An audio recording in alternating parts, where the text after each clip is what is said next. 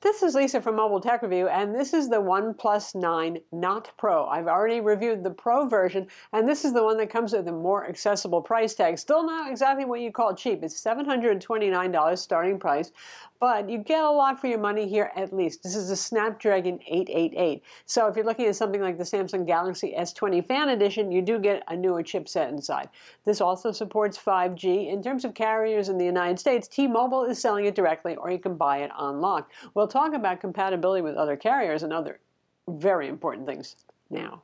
So for $729, you get a charger in the box, and not just any charger, it's the 65T Warp charger. So you know, OnePlus and their Warp charger is super fast charging. So this one, yes, can charge the phone at 65 watt rate, which means empty to full in 30 minutes. Huzzah! That means you obsess a little bit less about battery life, probably. Beyond that, the charger is also compatible with other USB-C devices, including laptops. Most Ultrabooks come with 45-watt chargers, and it can charge a laptop at 45 watts, or, you know, your other phone or whatever device you have. So, nice that. The $729 version has 8 gigs of RAM and 128 gigs of storage, and for $100 more, not yet available, but should be coming, there'll be one that has 12 gigs of RAM and 256 gigs of storage, kind of mirroring the option that you see on the Pro model. And there is no micro SD card slot, so that's the amount of storage you got, and that ain't gonna change. For the display, we have a 6.55-inch OLED 120 Hz fast refresh display. You can put it on 60 Hz refresh mode if you want. It's not quite as high resolution as the OnePlus 9 Pro, and I think that's okay. Most people's eyes, you probably can't tell the difference. You can see the resolution on screen right now. So that's a little bit of a boost from the OnePlus 8 from last year. That was a 90 Hz refresh display. It's a nice enough looking display, and it's also quite accurate if you put it in natural mode. The default is vivid mode, and I think most people like the extra poppy colors, but if you do care about color accuracy, you've got it with natural mode. And just like the Pro, you have some options for things like extra vivid mode. There's a mode you can turn on that makes the colors super pop, like old-fashioned OLED displays did back in the day. So let's talk about 5G compatibility. It works on T-Mobile just great, and as T-Mobile in the United States has been doing, they do sell it to you if you want, and if you don't want to go with the unlocked route for buying it. If you do buy an unlocked version, Verizon is certified for their lower band 5G coverage, but not their super fast but super narrow coverage, millimeter wave. And this is the same with the 9 Pro also. And AT&T, you'll get 4G but not 5G because they haven't certified it for their network, and no word that they intend to do any such thing. So there's that. That's a bit of a hurt versus Samsung and some other brand phones, you know, even say the Google Pixel, when you're talking about that. Speaking of the Pixel, you know, there's a lot that's similar here in terms of that kind of clean Android experience, a fast experience, but much faster processor here.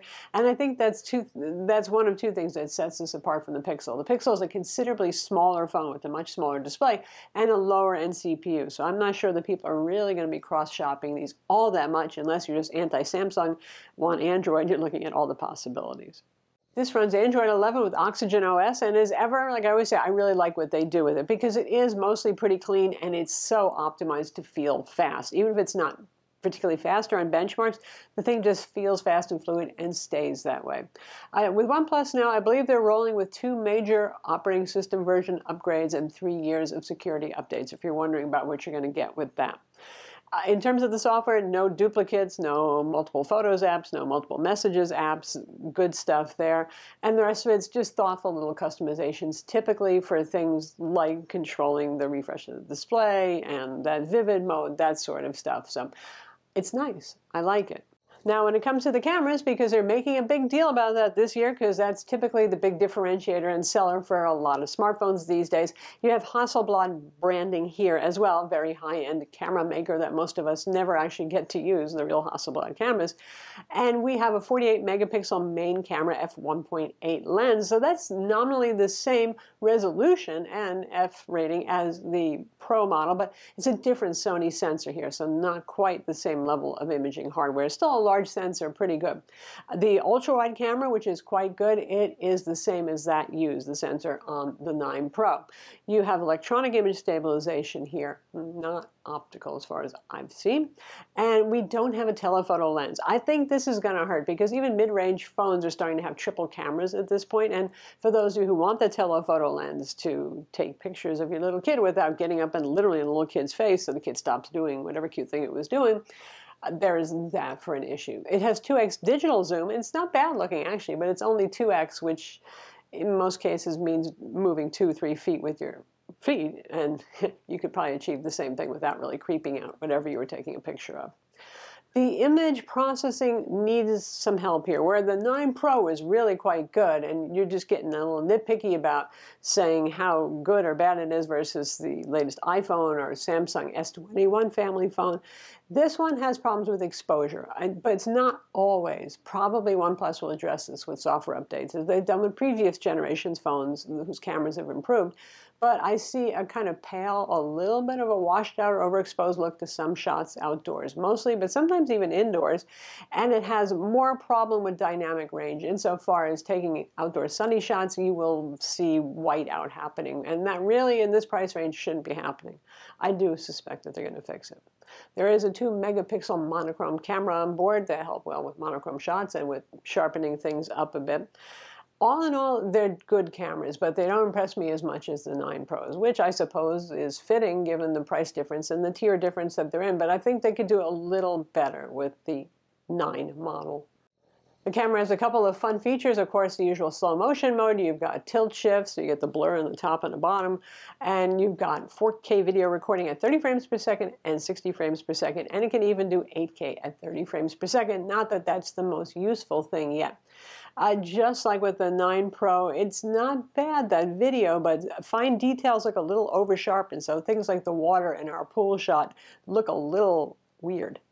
Speaking of taking photos in bright outdoor light, the display is quite visible outdoors. There is a factory-installed screen protector on this flat display. Yay, flat, no curves on the sides. It's just the plastic, peel it off sort of thing, you know, but it's unobtrusive, so we've left it on in this video so you can see what it looks like. The back of the phone is 3D Gorilla Glass. The front is Gorilla Glass, not a specified version. My guess is might be like the 9 Pro Gorilla Glass 5, but there's that. You have Wi-Fi 6, Bluetooth 5.2, and NFC on board, and an in-display fingerprint scanner that worked quite well in my tests, and a 2D facial recognition for face unlock as well. So you got all the basic bells and whistles of a nearly flagship-y sort of phone here. And we also have stereo speakers that are pretty darn good on this. No headphone jack. No surprise there anymore. That's what Bluetooth and USB-C are for at this point. Now, in terms of battery life, it's good. It's better than the 9 Pro. Now, this is a little bit smaller and lower resolution display, but this one I got about 6 to 5.5 hours of screen on time versus only about 5 hours with the 9 Pro. That's pretty good. It does have an always on display option, and there is an option to have it on at all times.